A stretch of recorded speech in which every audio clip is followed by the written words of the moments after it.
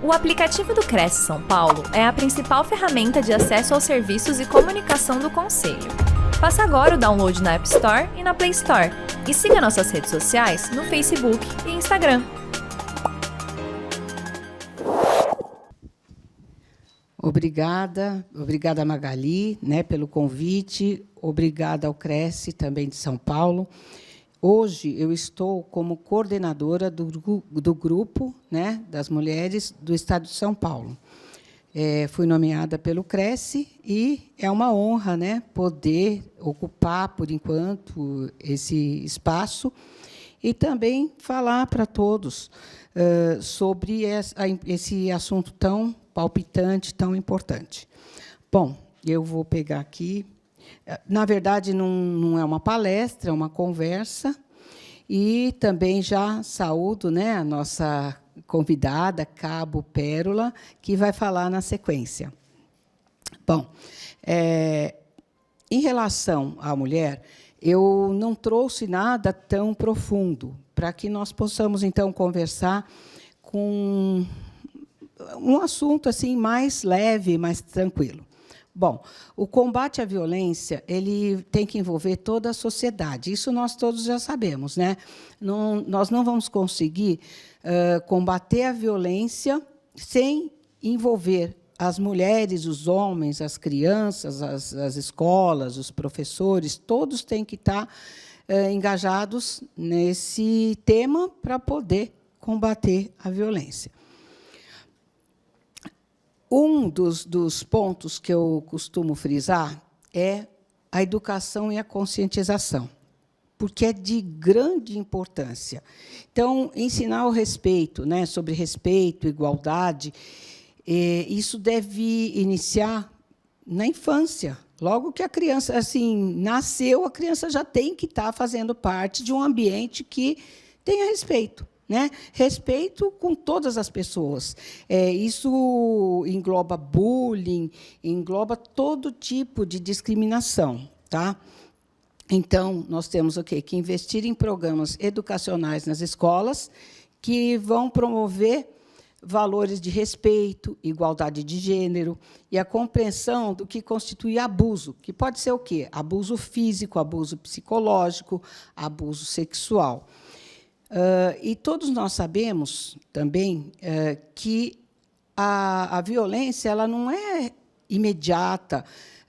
A violência contra a mulher, por exemplo, quando ela está num relacionamento, ela não é algo imediato. Começa com uma falta de respeito, depois de algum tempo. Então, são agressões verbais, depois pode aumentar, para evoluir para outros tipos, e até chegar no último, que é a agressão física e, eventualmente, feminicídio, que é muito sério na nossa sociedade. Nunca teve tão alta taxa de feminicídio como está atualmente. Quando a gente vê alguma reportagem, quando a gente lê, a gente percebe que, no dia a dia, essa situação de feminicídio, ela está banalizada. A agressão, a violência. Então, ela acontece como se isso fosse normal. Brigou, a pessoa não quer mais um determinado relacionamento, então, vai matar. E isso não pode, nós não podemos aceitar isso como se fosse normal, como se fosse algo corriqueiro. Aí nós temos o quê? A educação e a conscientização. Eu até falo que nós temos que educar para não punir. Porque, se nós começarmos a educar na infância, com certeza, essa criança será um adulto que não vai praticar essa agressão tão forte. Então, campanhas de conscientização. Nós temos que difundir mensagens sobre os direitos das mulheres e a gravidade da violência doméstica e de gênero. Como eu estou falando para vocês, nós não podemos aceitar a violência. Isso não é o cotidiano, a violência. Não pode ser. Normalmente, nós temos que combater e entender que isso não é normal, é uma situação anormal. O fortalecimento das leis e políticas públicas, né? Então, a criação de políticas públicas para acolhimento. Nós temos que garantir serviços especializados para as vítimas, como casas-abrigos, centros de referência, delegacias da mulher, e também nós temos visto alguns programas, vários programas que estão sendo difundidos, por exemplo, nos bares, né? A mulher ela não pode sofrer violência, os bares eles já estão treinados para coibir a violência. O próprio Cresce ele também tem programas, né, para coibir a violência, tanto a violência quando a corretora está trabalhando, e prepará-la para não aceitar esse tipo de conduta violenta, seja em que situação for. Nós não podemos aceitar qualquer atitude que venha violar nossos direitos e nossa integridade, seja no trabalho, seja em casa, seja em qualquer lugar. Porque nós temos visto o seguinte, normalmente, quando a gente escuta alguma reportagem. Boa noite. Nós vemos o seguinte, mas a pessoa ela estava vestida com uma roupa que não era adequada, ou um comportamento que não era tão adequado. A vítima nunca ela é responsável, né? Então, não dá para jogar a responsabilidade para a vítima, colocando que ela, por estar com uma determinada roupa, por ter um determinado comportamento, ela pode ser agredida. Ninguém pode ser agredido, né? Bom, aí o empoderamento econômico. Nós temos que incentivar a autonomia financeira, promovendo o quê? Políticas públicas que incentivem a independência financeira das mulheres, como programas de qualificação profissional e microcrédito, para que elas possam se afastar de situações abusivas. Então, o Cresce ele promove muitas palestras e encontros com o SEBRAE, tá? Para que nós, então, possamos nos capacitar. E eu lembro, da última vez que estive aqui, o colega, né, estava explicando que, na imobiliária dele, a maior parte das pessoas, as parceiras, são mulheres, né? Então, ele já respeita esse nosso direito de estar trabalhando, mas não é tão simples assim, porque todas nós sabemos que, além da nossa jornada de trabalho, nós temos outras jornadas, né?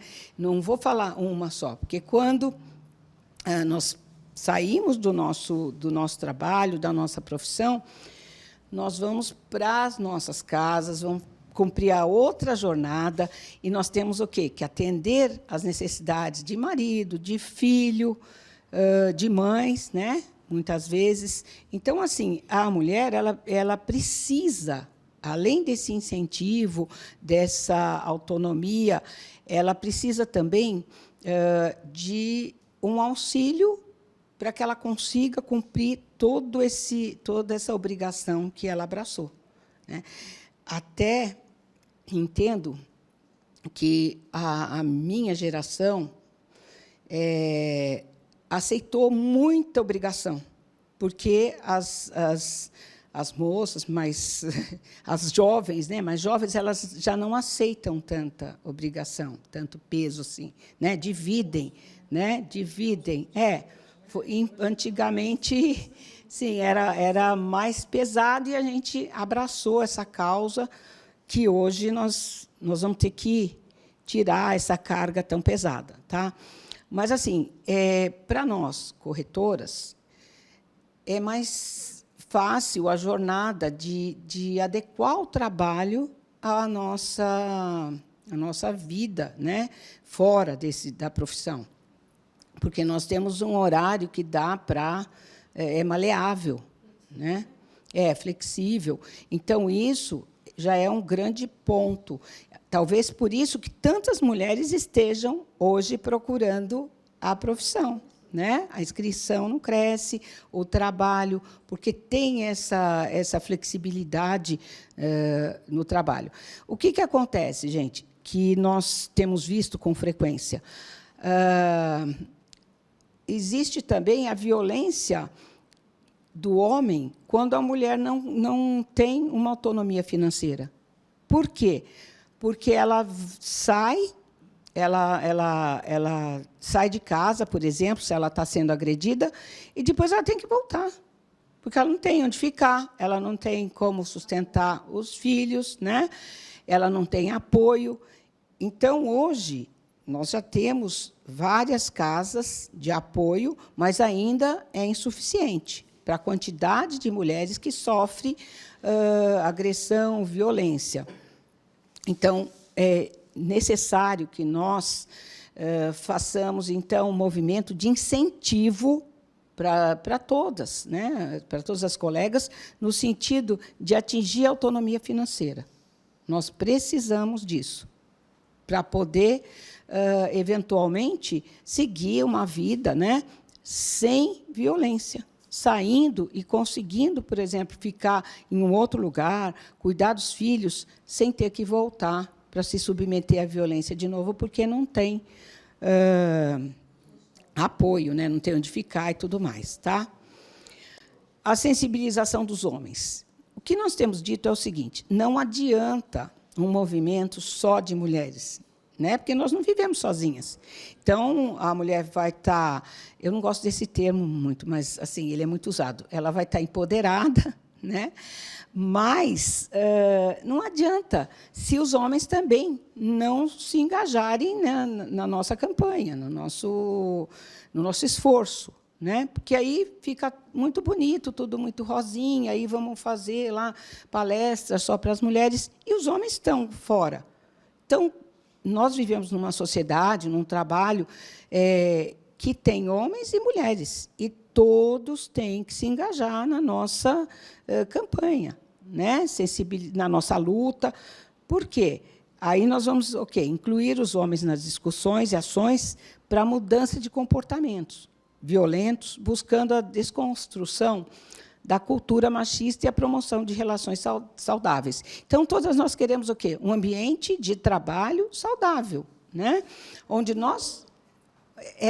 todos, né, estejam trabalhando sem violência, sem agressão, sem discriminação, e aí nós possamos trabalhar de igual para igual. Como eu falei para vocês, nós temos muita dificuldade em relação ao horário, né? Então, assim, não é só flexibilizar o horário de trabalho para a mulher. Ambos têm que ter, né, essa flexibilização, tá? Mas nós, mulheres, precisamos também, porque, normalmente, é a mulher que fica mais próxima dos filhos, que vai buscar, que vai levar na escola. Estou falando normalmente, tá? Isso não é exceção, né? Mas a maior parte ainda é, tá? É essa nossa outra jornada. E aí nós precisamos, então, estar sensibilizando os homens, estar colocando esses nossos colegas, os homens, dentro da nossa luta também, né? Os nossos direitos, eles têm que saber, e através do quê? De ações. Não adianta a gente fazer só clube da Luluzinha, clube do Bolinha, né? Nós temos que trabalhar todos juntos. E aí, o apoio legal, né? Viver sem violência é um direito das mulheres. Então, garantir que as mulheres tenham fácil acesso aos canais de denúncia, né? Como o telefone, nós temos o 180, que é um telefone de denúncia. Temos também, quando a situação for extrema, né, o telefone que a colega vai falar depois, tá? Da polícia, né? Quando já está acontecendo, nós vamos ligar para quem? Para a polícia. E aí a central de atendimento da mulher, né? E saibam que há proteção e apoio legal. Então, esse apoio legal, muitas vezes, não há necessidade da mulher constituir um advogado particular. Porque muita gente fala, mas eu não vou atrás, porque eu não tenho como pagar um advogado. Não, gente. Nós temos apoio, sim. Existe a defensoria, né? A defensoria e algumas ONGs também, que vão está dando esse apoio. Mas a defensoria, ela atende sem ônus, sem custo, né? E a mulher, ela pode se submeter, se socorrer desse apoio, certo? E as denúncias? Então, nós temos que trabalhar com ações contra a impunidade. Combater a impunidade dos agressores, garantindo que os processos legais sejam rápidos e eficazes. Então, né, não é só o processo legal, porque, muitas vezes, quando a mulher ela sofre um assédio, por exemplo, uma agressão no trabalho, porque não estou falando só da agressão em casa, da violência em casa, no trabalho também acontece discriminação, violência. E aí, normalmente, um dos canais é partir para a parte administrativa, né? Denunciar nos locais administrativos, no local de trabalho. Por quê? Porque vai ser apurado esse comportamento, que está coibindo, que está sendo um comportamento violento. Então, vai ser apurado e, eventualmente, a pessoa será punida na esfera administrativa. E aí nós temos também a esfera penal, né, que a pessoa pode denunciar essa violência, ela vai fazer um boletim de ocorrência. Hoje em dia, nós temos as delegacias da mulher, que já têm atendimento especializado, e tem alguns polos que eles já orientam. Então, vai para a delegacia, muitas vezes já vai fazer exame, depois já encaminham para a defensoria. Então, nós temos já alguns polos que já têm todo o atendimento mais completo, né, para a mulher. E os processos também, eles têm que ser mais rápidos, essa punição, para garantir que a pessoa não fale, mas eu agredi, mas não vai acontecer nada. Então, tem que sentir que existe a punição. Porque, se não perceber que isso vai atingir, vai continuar fazendo, vai continuar agredindo, tanto no trabalho quanto no ambiente familiar. De repente, cresceu mesmo, né? Cresceu.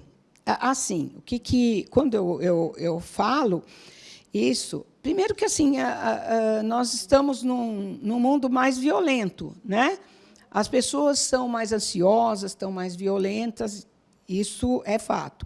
Mas também nós temos uma maior rede de divulgação com a internet. Então, muitas pessoas que sofriam já violência, e isso não era divulgado, não vinha à tona.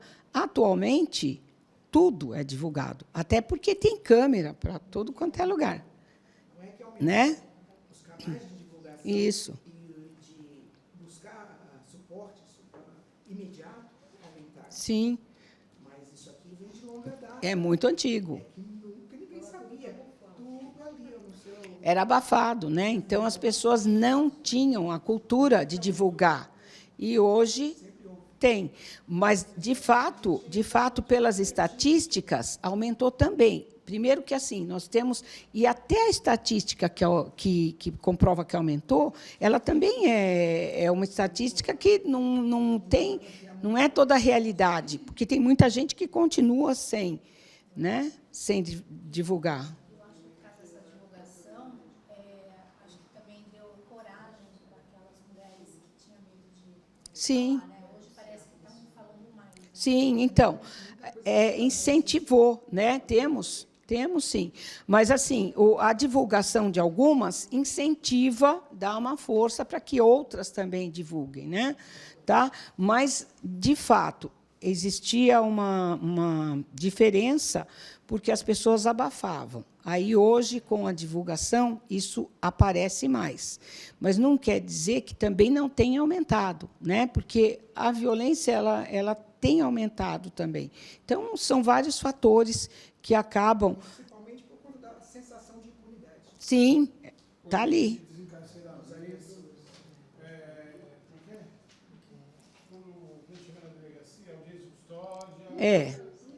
Que acaba a pessoa saindo. Eu estava me arrumando e vi uma reportagem que deixa você Eu vi. Aí ele falou, não bati. Não, e a polícia chegou lá, a GCM, levou, e ela chegando lá na delegacia, ela falou que não tinha sido agredida. Mas tem tudo. Ele falou que não tinha batido, ela falou que não tinha apanhado. Então, eu vi. Então, gente, é o medo, né? É o medo, é o medo. É. Numa dessa daí. Aí você entra no meio. Você dá-lhe uma Melhor não. Não, você É. aí, sabe para quem sobra? Para a pessoa, é. Por isso, então, veja bem, por isso que muitas pessoas não se envolvem. Estão vendo ali apanhar, estão vendo ser agredido, mas saem, porque... Sim, sim. Então, o que é uma dificuldade, né, para tratar, né? É uma dificuldade. Muito difícil. E aí, né, todo mundo gosta do tema. Oi. Pode sim, pode sim. Pessoal, vamos ouvir.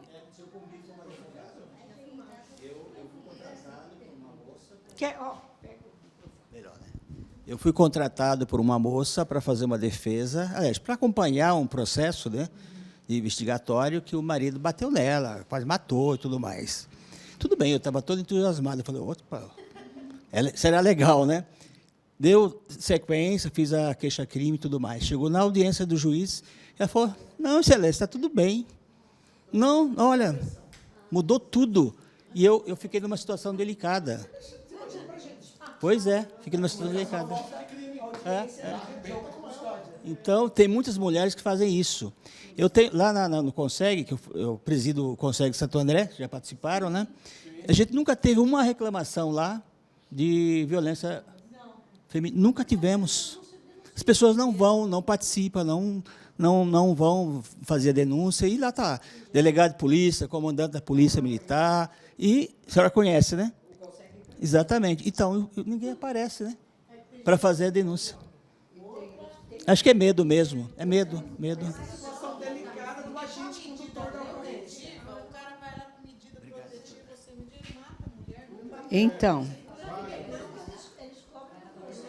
Então, e o que acontece? Nós temos visto que, muitas vezes, o agressor, ele já praticou aquele determinado ato várias vezes. Então, ele vai, agride, volta, até que chega no extremo, né?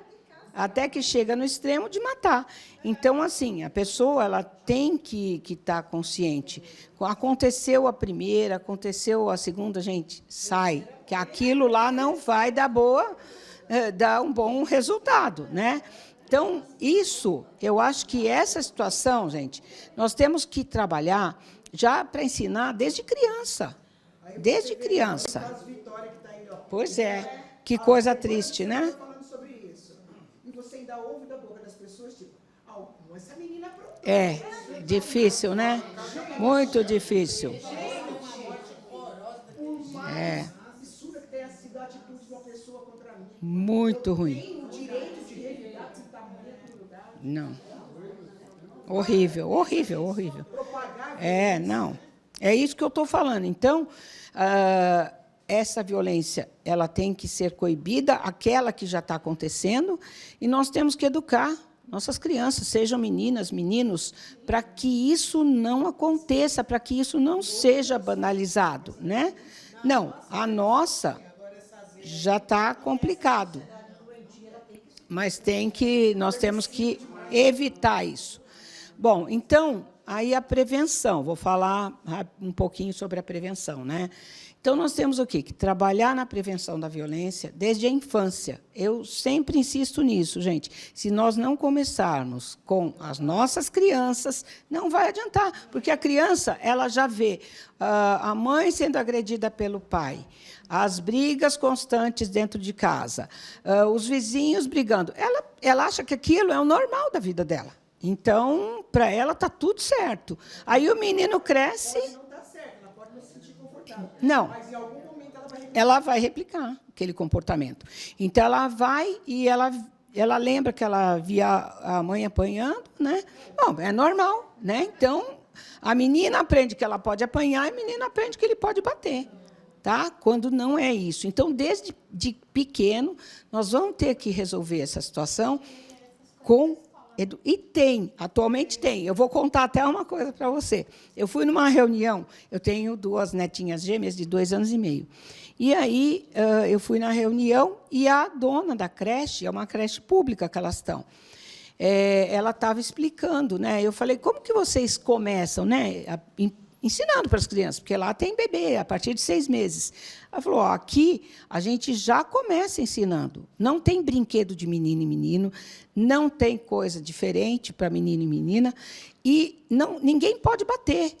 A menina não bate na menina, o menino não bate no menino, e nenhum bate entre eles. É 0 violência.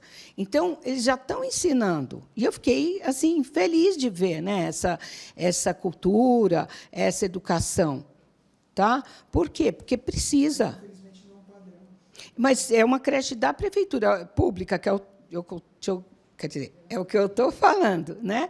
E eu achei muito bom, né, que eles já treinem. Poderia se estender para todos, né? Porque não dá, a gente não pode aceitar a violência como sendo um padrão.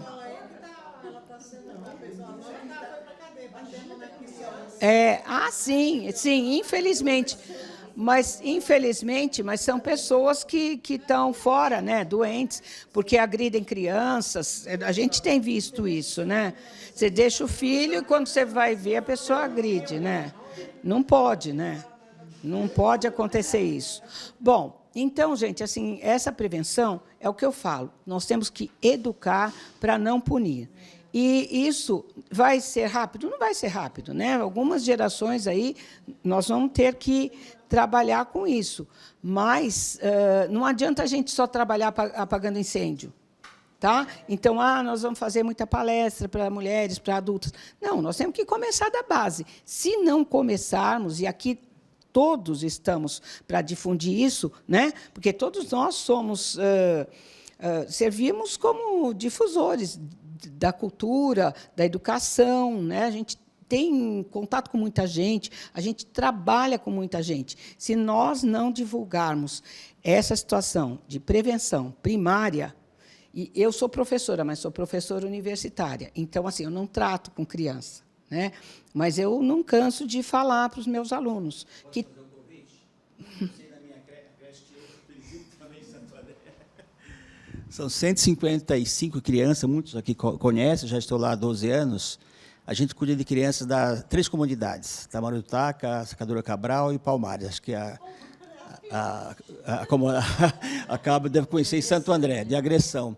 Eu estou lá há 12 anos e faz mais ou menos 4 anos que tinha uma criança que batia em todos os meninos lá. Mas batia, chutava, e esse menino era revoltado. Aí eu peguei um dia e fui conversar com ele.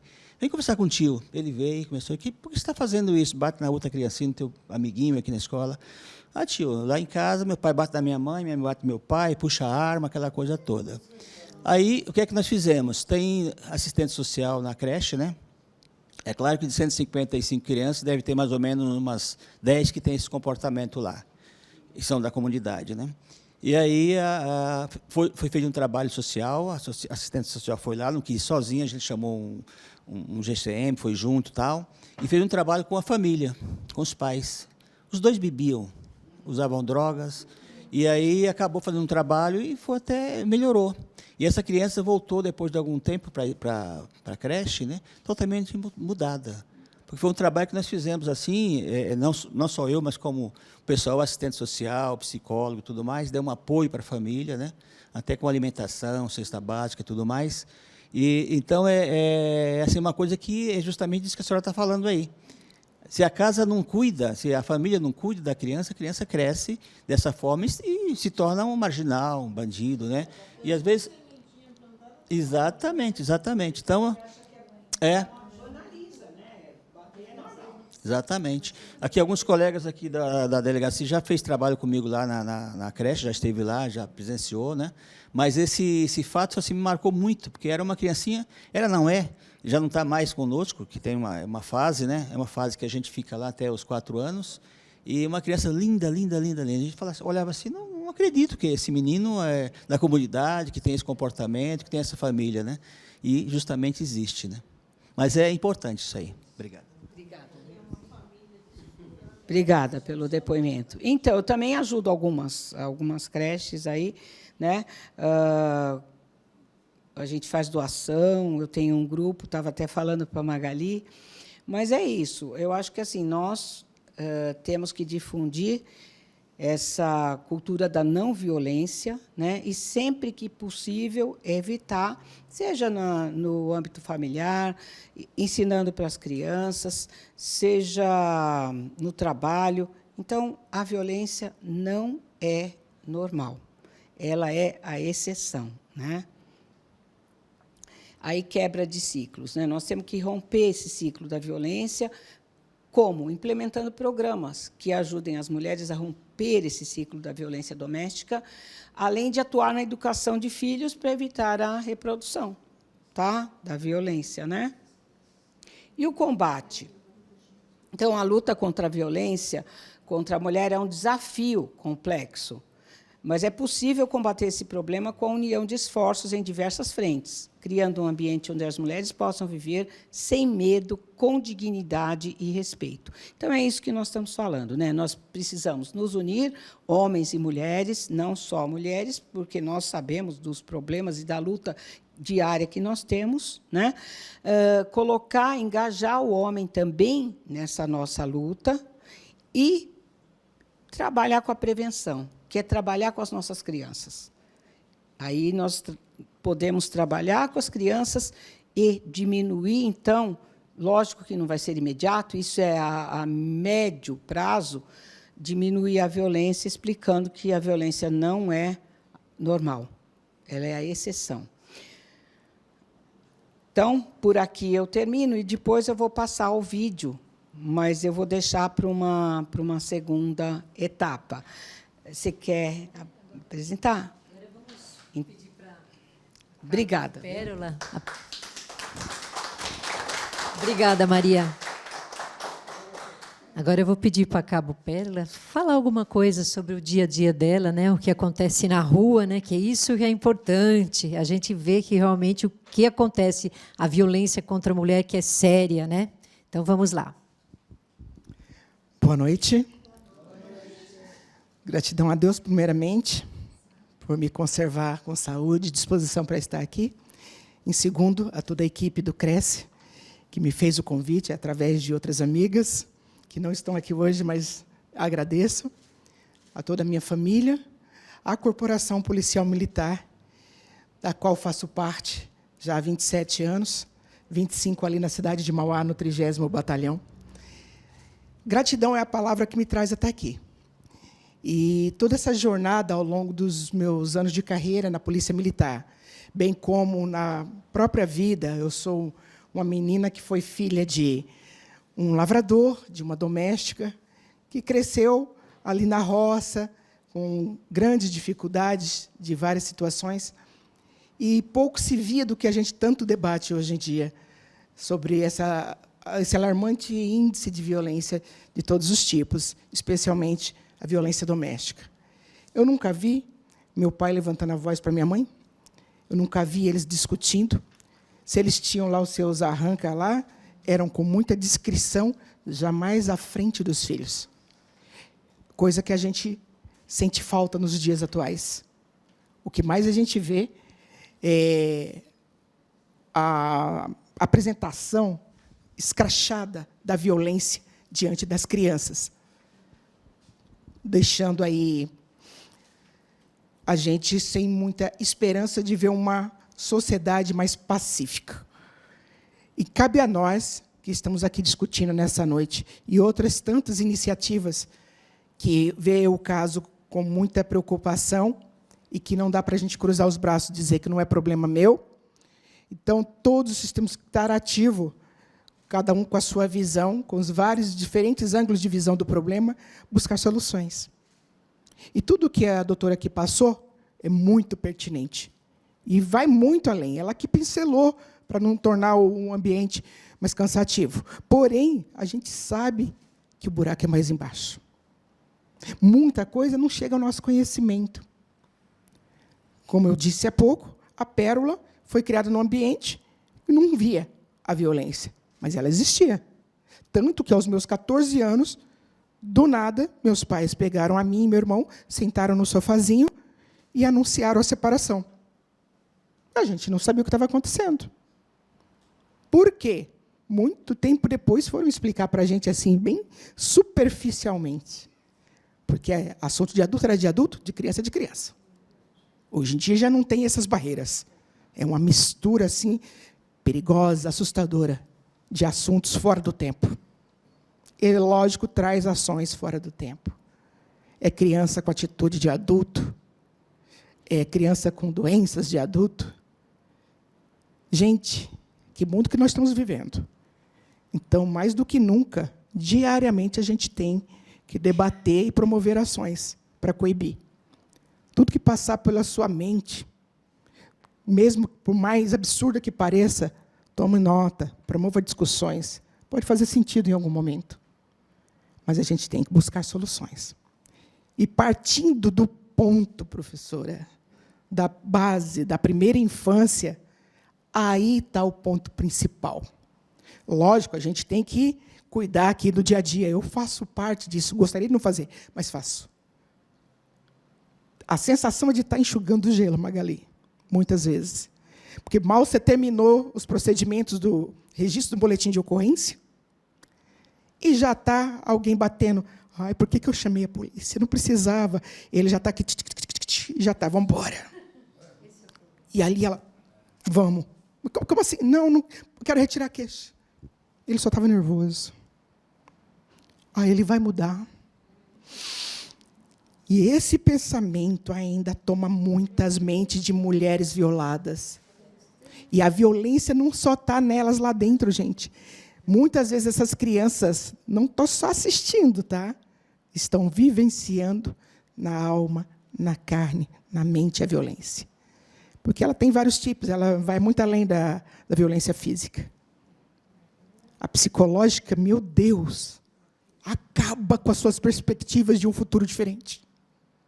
Se não cuidar, se não tiver um acompanhamento psicopedagogo, sabe, esse acolhimento, se a gente não tiver políticas públicas que trabalhem isso, aí pira.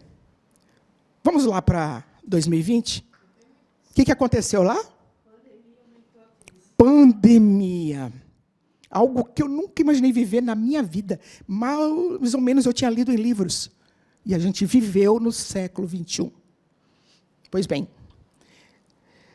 muitos tiveram que ficar dentro dos seus lares, né? Muitas profissões adaptadas ao home office. Empresas quebrando, cortes, tem que reinventar o sustento da família. Eis que, de repente, todos os integrantes das famílias estavam ali, dentro de casa, debaixo do mesmo teto. Coisa que, antes da pandemia, na rotina alucinada que cada um vive, é o filho que nem vê, sai de casa, o filho está dormindo, volta, o filho está dormindo. No fim de semana, de repente, dá para trocar uma ideia rapidinho, mas eu tenho que falar também com a mãe. Ou seja, não havia aquele diálogo, não havia aquele acompanhamento da rotina de cada um. Uma pandemia reúne nós aqui, digamos que somos membros da minha família. Quem é você? Sou tua mãe. Quem é você? Sou teu pai. Quem é você? Sou tua filha. Sou teu... Você está entendendo que, de repente, eles tiveram que ser reapresentados uns aos outros? E aí o pessoal não se entendeu. Enquanto algumas profissões específicas da segurança e da saúde, principalmente, não tinham o direito ao home office, estavam na linha de frente, exposta a todas aos riscos do tal do vírus. Pessoal que tinha oportunidade de se acolher, falar, enfim, eu vou ter, tudo bem, a gente está se reinventando, mas agora, pelo menos, a gente pode acompanhar a nossa família. A gente sentia vontade, não podia. Quem tinha oportunidade, não aproveitou, na maioria dos casos. E a gente pensando que, depois de uma pancada dessa que Deus deu na humanidade, Aí as pessoas iam ficar mais humanizadas, empáticas, acolhedoras. Aí é que teve ranhuras. E os índices, lá na estratosfera, de perturbação do sossego público, violência doméstica, abuso infantil. Eita, gente! E como que saímos dessa? Todo mundo mentalmente abalado, emocionalmente se reinventando. Todo mundo para o divã, inclusive os psicólogos. Ninguém está fora dessa. Ninguém está fora dessa. Pensa numa profissão muito procurada. Psicólogos. Bora estudar, minha gente. Terapeutas. E eu descobri, minha gente, que a gente precisa desse divã tanto quanto uma visita periódica ao dentista. Tem que ser comum como isso.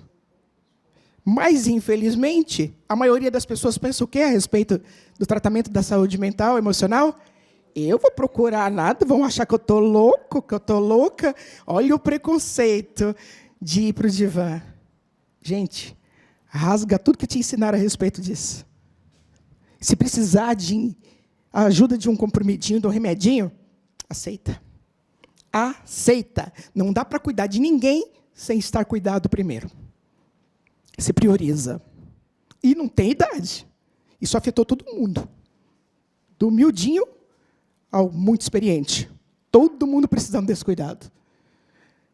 Nós, aqui na corporação, socorro. Você imagina o tanto do índice que a gente tem visto aí alarmante de suicídios mensalmente. E a corporação teve que se reinventar para tratar esses profissionais. A saúde, idem. E os professores? Lidar com a tecnologia, que, de repente, de uma forma híbrida, como é que vamos fazer? E dentro das famílias mais humildes, que as crianças só tinham lá o celular, sei lá, da mãe, para fazer as lições, tudo ali, todo mundo. Porque não era todo mundo que tinha acesso. Mas acesso à gritaria, à violência e ao abuso, elas tinham, sem querer. Nesses anos de corporação, eu estou 25 anos só ali no 30º, só em Mauá. Então, aquela cidade, morro a morro, a gente conhece bem. 18 anos de experiência no Programa Educacional de Resistência às Drogas e à Violência, o PROERD. Alguém já conhece? PROERD é o programa, PROERD é a solução. Então, eu sou um projeto da polícia, com policiais preparados e voluntários dentro das escolas da rede pública e privada. Então, a gente lida naquela fase que ele está saindo do ensino fundamentalzinho, dos primeiros anos, partindo para a fase que ele vai se misturar com os maiores. Porque ali eles vão ter muitas e muitas ofertas de coisas perigosas à sua saúde física, à sua saúde mental, às suas relações. Percebam? Então, eu peguei experiência com essas crianças nessa fase, especialmente os 5º anos, e também na fase do Fundamental 2, que agora é assim que chama. Estamos agora aprofundando no ensino médio também. Não vou pegar essa fase, porque semana passada assinei já meu pedido de inatividade, no máximo um mês e meio, devo publicar em Diário Oficial a minha inatividade na polícia. Mas a minha experiência com essas crianças me trouxe muito profundamente o cuidado que eles precisam e como eles viam em nós as pessoas que eles não viam dentro de casa. Era de policial virei pro. Às vezes eles falavam, se confundia tia, mãe, sabe? Por quê? Eles recebem de nós o que deveriam receber lá dentro. E ali eles abrem o coração, gente. Para o policial que está ali. Embora algumas unidades de educação ainda tenham preconceito com a presença do policial dentro da escola, eu percebi que é hiper, mega, blaster necessário a presença. Porque a gente leva para eles uma coisa que está em desuso. Disciplina, regras. E é aí que a gente vai resgatar princípios e valores que estão se perdendo também. Está tudo permissivo demais. E a presença do policial ali, ele sabe que ele tem que ter a postura quando o policial entra na sala. Sabe? É um resgate do que a gente foi se perdendo ao longo dessas últimas décadas. Ainda dá tempo. Eu acredito. E se vocês estão aqui hoje debatendo esse tema, é porque também acredito. E a gente tem que ser agente propagador disso, dessa esperança. E não é só nas palavras, gente, é com atitude. Porque a gente pode estudar bastante, doutor. Vários e vários livros, anos e anos acadêmicos. Mas nada vai ser tão educativo e tão produtor de resultado do que o próprio exemplo. A palavra, ela ensina, mas o exemplo arrasta. Em algum momento, a pessoa se vê replicando. E aquela criaturinha da primeira infância, doutora, professora, elas estão ali, ó, ávidas para aprender. Elas estão esponjinhas, sabe? E elas vão colocar em prática. Até aquilo que elas não gostam. Porque de tanto ver a repetição, em algum momento você acaba repetindo também. Aí quando você vê, que nem o primeiro palavrão, no dia que eu disse o primeiro, ainda moleca, o que eu fiz? Tipo, se meu pai visse, meu avô, então, me visse falando aquilo, meu Deus do céu, a preocupação do que meu avô ia sentir se me visse fazendo aquilo. Você está entendendo que a gente precisa resgatar isso? Não é aquele temor, o medo, o pavor. Não, gente. É o respeito. O respeito aos mais velhos. Que saudade que eu tenho do bença pai, bença avó, bença mãe. Você está entendendo? Bença padrinho, madrinha. Vocês não sentem falta, gente? Eu sei que, independente da crença religiosa de cada um tem isso. Mas a gente tinha nossas formas do respeito. Era hábito. Hoje eu vejo assim, os alunos, né? O médico vai em casa, o médico vai fazer 18 anos já. Eu também. Mas nem mãe, né? Não. Ou você, não sei o que ela falou. Opa, sou tua mãe. No dia que eu chamei meu avô de você, menina, eu era uma mulher feita, maior de idade. Ele me deu uma olhada que eu me sentia assim, transpassada por uma espada. Aquele olhar assim, tipo, você fez o quê? Não, você me chamou do quê? Gente, eu fiquei com uma vergonha, porque na ocasião eu estava apresentando o namorado, que depois se tornou meu esposo por quase 22 anos, e eu tomei um enquadro do meu avô na frente dele. Você está entendendo? E eu ia fazer o quê? Eu pisei na bola. Pisei. Eu lembro que quando menina, afoita, brincalhona do jeito que eu era, liberdade era a minha palavra de honra até hoje. Então, por isso que Deus me colocou numa carreira que eu nunca imaginei para a minha vida, para me dar disciplina. Porque eu tomei uns enquadros bons do meu pai, a mão do negrão era 2 da minha. E se hoje eu tenho esse sorriso, é porque eu sou filha do fruto dos milagres de Deus. E isso não me matou, isso ninguém precisou chamar a polícia, e eu estou aqui. A gente não vai espancar ninguém nos dias de hoje, não estou incentivando isso na primeira infância, mas as crianças precisam saber o papel de cada um dentro de casa. Os pais estão com medo de impor a autoridade deles. Tem coisa que estão delegando agora para as salas de aula, para as instituições da segurança pública, que não é da nossa alçada.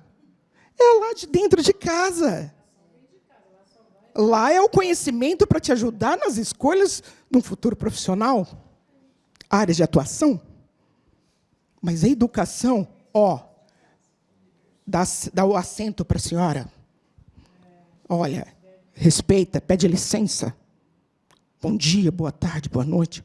Muito obrigada. Por favor, não deixa perder isso. Essas palavrinhas são poderosas para a gente colocar ordem na nossa sociedade. E não ser um país de chacota lá fora. Porque isso está acabando com o Brasil. é o país do oba-oba, do carnaval, tudo acaba em pizza. Não vamos entrar aqui em política. Mas, enfim, a gente está sem credibilidade. Por quê? A nossa justiça é falha? Justiça, ela é justa? Fica a reflexão para cada um aí. Então, aí se os nossos próprios poderes não se conversam como deveriam conversar, para o bem-estar da sociedade, de fato, para que, de fato, o que a gente investe em imposto retorne para a gente, com serviço de qualidade para ter uma qualidade de vida, que moral nós vamos ter de falar disso para as gerações que virão e para os irmãos de outros países? Um país rico desse, lindo por natureza, né? Estamos falando de violência doméstica, mas eu não consigo falar só de mulher, eu consigo ver o todo. É óbvio que o índice preocupa com a mulher, mas a gente tem que trabalhar o todo, não tem como. Pensar nessa educação de meninos e meninas, óbvio. Aí tem aqueles, mas assim, mas não tem só meninas e meninas, hoje a gente tem uma diversidade. Que seja a sua diversidade, mas criança é criança. E, pelo que eu sei de biologia, só nasce homem e mulher. Ponto. O que eu sei de biologia, a ciência me comprovou isso. Que eu posso fazer a transformação que for aqui fora. Quem tem útero é mulher. E por aí segue. Está entendendo? Quem ainda dá à luz tem que ter um parâmetro aqui feminino, somente é de exclusividade da mulher. Então, não pode mudar o que for aqui fora. Lá dentro, a gente vai ver que é mulher. Fez uns exames, desapareceu, morreu, vai fazer... É mulher. Não estou mentindo. É ciência. É comprovado. Deus fez o homem e a mulher, está lá na Bíblia. Você está entendendo? Então, independente das escolhas que você tiver agora, da diversidade que é imposta, porque agora não é direito de você ser, é imposição que eu vejo. Não, é imposição. Senão você vai ser punido, eu vou ter que contratar um advogado. Você está entendendo?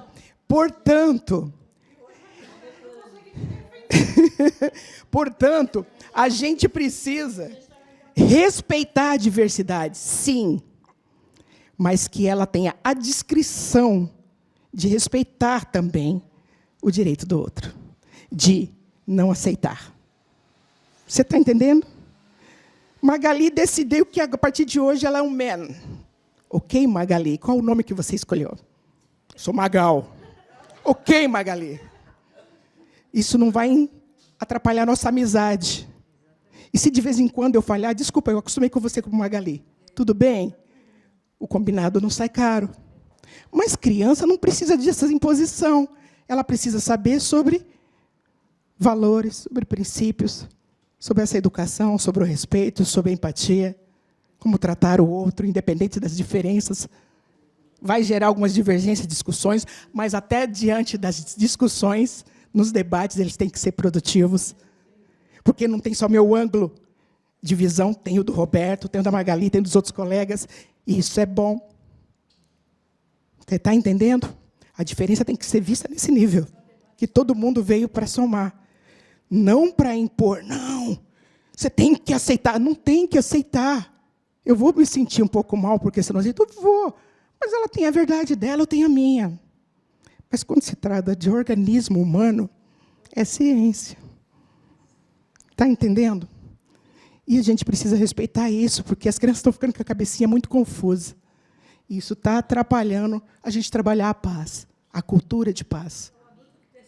Lá no início da minha carreira, na escola de soldado, a Polícia Militar, em parceria com a Associação de Estudos Filosóficos Palas Atena, a Secretaria Nacional de Direitos Humanos, o projeto Preconceito e Estigma da USP, eles entraram em harmonia para criar um concurso de redação que misturava a filosofia da não-violência de Mahatma Gandhi com a polícia comunitária que estava sendo implantada naquele ano. 1998 era o ano que eu ingressei. E, na escolha dos finalistas, isso foi só para a Polícia Militar do Estado de São Paulo. Uma das prerrogativas é que tivesse um pseudônimo para ter imparcialidade na escolha dos finalistas. Ao todo, foram 808 redações inscritas e 15 premiados. Eu me inscrevi com um pseudônimo, eu era uma aluna soldado. O pseudônimo, Pérola Negra. Depois de escolhidas os 15 finalistas, eu estava entre esses 15, abriram o envelope e viram o meu nome real. E viram que era uma mulher, que era negra, e que era uma aluna soldado, alguém que estava começando a carreira aos seus 30 anos de idade, casada, mãe de 4 filhos pequenos. Eles tinham, na ocasião, 3, 4, 6 a 10 anos de idade, que tinha acabado de retomar os seus estudos no EMEJA Clarice Lispector, lá em Mauá, morando na Zona Leste, numa casa construída a 4 mãos, com o meu marido, que era militar, e que se matava em bicos para dar conta de uma mulher e 4 filhos. Enfim, eu tinha tudo para desistir, para dar errado. Pessoas com muito menos já desistem. Desafios no caminho. Mas eu enfrentei aquele e tantos outros que me trouxeram até aqui, para ser uma referência para homens e mulheres, crianças, adolescentes, senhoras e senhores, e outros gêneros que hoje estão, que me respeitam, e eu os respeito também, por conta do trabalho, que não enxerga sua cor de pele, sua classe social, sua profissão, mas que enxergam um ser humano que precisa, muitas vezes, e só quer isso, ser ouvido, direcionado, bem direcionado. E, para isso, as pessoas de bem não podem cruzar os braços. E, para isso, as pessoas de bem têm que estar a postos, soldados valorosos. Sim, porque dentro da Polícia Militar, para a boca de todo mundo aí fora, é seu polícia ou seu guarda. Não tem essa de soldado, de cabo de sargento, capitão, major, coronel. Não, seu guarda, seu polícia. Então, a gente tem que se despir dessa necessidade egóica do poder e ser somente um ser humano que se vê espelhado no outro. Enquanto eu olhar para você e não me ver em você, tem alguma coisa errada. Enquanto a dor do outro não doer em mim, tem alguma coisa errada. De repente, eu estou precisando buscar tratamento. Então, vamos nos despir de qualquer posição que a gente tenha. Aqui, vocês estão como corretores, conselheiros, dirigentes. Muitas responsabilidades foram entregues às mãos de vocês. Mais do que isso, se dispam e seja só você para acolher quem precisar, porque em algum momento você também vai precisar. Pode ter certeza. É vai e volta, reciprocidade. E, para encerrar a minha fala, para não me estender mais, quero mais uma vez agradecer. E aquela aluna que recebeu um prêmio, que saiu em vários periódicos, naquele ano que estava começando a carreira, adotou aquele pseudônimo. Na ocasião, eu fui a 2ª colocada, tá? Porque o meu texto falava justamente disso, para a gente enxergar no outro o espelho de nós mesmos. É assim que a gente ia poder combater o que estava de tão errado, tanta violência. Na ocasião, tinha ocorrido o episódio de Diadema, lá do Rambo. Por isso, a ideia do concurso. E de lá, a polícia tem se transformado bastante. Mas a gente ainda é autoridade. E também ainda precisa ser respeitada. Mas dentro de cada farda, existe um ser humano. Uma mãe, um pai, um filho, uma filha, uma avó, que eu tenho 2 netas, coisa mais linda, 5 filhotes. E ainda que hoje em dia eu tenha que ser mãe, estou há 18 anos divorciada, ainda assim, eu tenho que separar uma coisa da outra. E, no exercício da função, fazer de forma impessoal, imparcial, para ter o resultado esperado. Não parei de escrever de lá para cá. E nasceu a poetisa Pérola Negra. Em 2025, vocês vão estar tendo acesso, em breve, lá para setembro, talvez, 2 obras onde eu estou com outras coautoras, editoras diferentes, propostas distintas, uma vendo a resiliência da mulher no momento que lidam com a dor, e a outra, justamente, com mulheres da segurança pública, uma por estado de cada esfera da segurança pública, estarão nessa obra. Eu estarei representando o Estado de São Paulo na Polícia Militar.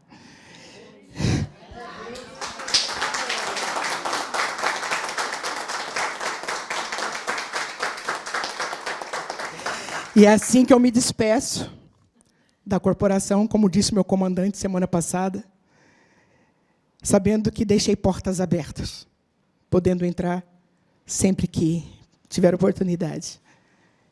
É assim que a gente encerra ciclos na vida e se prepara para outras propostas que Deus tem para a gente. E se Ele me trouxe até aqui, com certeza a glória da segunda casa será muito melhor do que a primeira. E para vocês eu deixo um dos textos mais divulgados que eu tive na carreira literária até hoje, que foi transformado na principal palestra que me solicitam. Meu nome é mulher. No princípio, eu era Eva, nascida para a felicidade de Adão. E meu paraíso tornou-se trevas, porque eu usei libertação. Mais tarde, fui Maria. Meu pecado redimiria, dando à luz àquele que traria a salvação.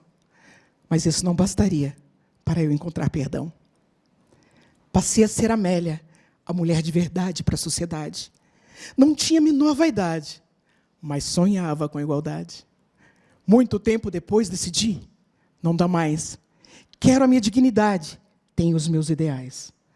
Mas o preconceito atroz, meus 129 nomes queimou. Então, o mundo acordou diante da chama lilás. Hoje, não sou só esposa ou filha, sou pai, mãe, arrimo de família, ourives, taxista, piloto de avião, corretoras, policial feminina, operária em construção. Ao mundo, peço licença para atuar onde quiser. Meu sobrenome é competência. O meu nome é mulher.